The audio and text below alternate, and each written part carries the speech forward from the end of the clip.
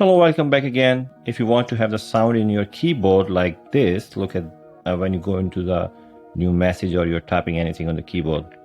So look at this. Can you hear the sound?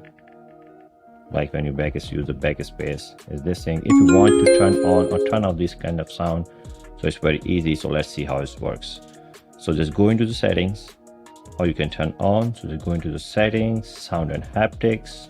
So when you go here, so here you can control all kind of sounds, vibration, and silent mode. So look at this. So you'll find the system and sound haptics. So just keyboard feedback.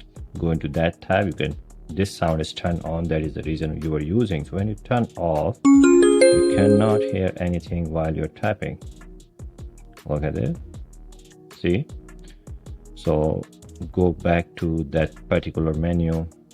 When you turn it on, you can go here again, type something. So if you like that video, thumbs up, and see you in the next video.